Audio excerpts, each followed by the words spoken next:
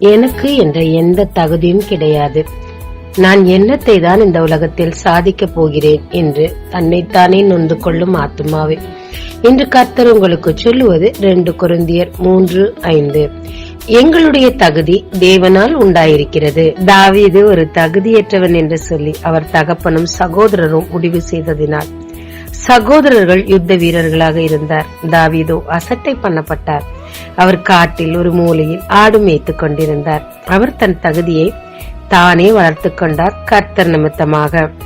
ஆம், கரடி சிங்கத்தின் வாயை கிழித்து அவர் செய்ததெல்லாம் ஒன்றே ஒன்றுதான்.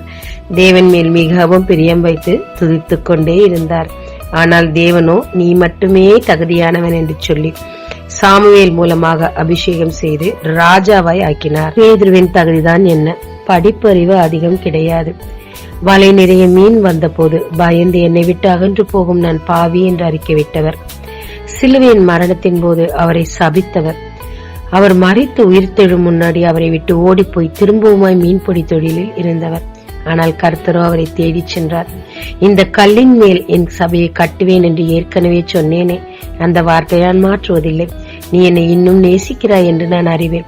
என் ஆடுகளை மேய் என்று சொல்லி அவர் தகுதியை அவருக்கு ஞாபகப்படுத்தி பிரதான சீஷனாக அவரை மாற்றினார். ஆமாங்க, மனிதர்கள் நம்மை தகுதியற்றவர்கள் என்று முத்திரை குத்தலாம். ஏன், நாமே தகுதியில்லாதவர்கள் என்று முழுமையை நம்மை நம்பி இருக்கலாம். ஆனால் உண்மையில் நம்மை தகுதிப்படுத்துகிறவர் கர்த்தரே.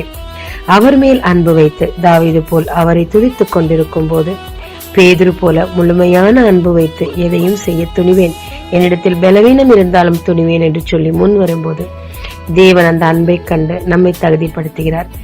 அவர் நம்மை தகுதிப்படுத்த எந்த காரணமும் இல்லை, அது அவருடைய விருப்பம். ஆனால் நம்மை கொண்டு ராஜ்யங்களை மாற்றுகிறார். பெரிய பெரிய மலைகளை உடைக்கும் சிறு உளிகளாக நம்மை பயன்படுத்துகிறார்.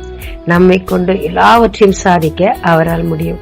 ஆனால் எல்லா சூழ்நிலையிலும் என்னை தகுதிப்படுத்துகிறவர் கர்த்தர் என்று சொல்லி நம்மை நாம் அவர் கையில் கொடுக்கும் போது நம்மை தகுதிப்படுத்துகிறவர் அவரை. ஜெபிக்கலாமாங்க. தகுதி இல்லாத என்னை தேவரே நீர் தகுதிப்படுத்தத்தக்கதாக சிலுவையில் நீர் செய்த தியாகத்திற்காக உமக்கு நன்றி. என்னை நான் உம்மிடத்தில் ஒப்படைக்கிறேன். உம்முடைய சித்தம் முழுவதும் என்னில் நிறைவேற நீர் என்னை எடுத்து பயன்படுத்தும். இயேசு மூலம் பிதாவே, ஆமென். இயேசு கிறிஸ்துவின் நாமத்தில் இந்த நாளில் உங்களை ஆசீர்வதிக்கும் ஜீசஸ் விஷன்.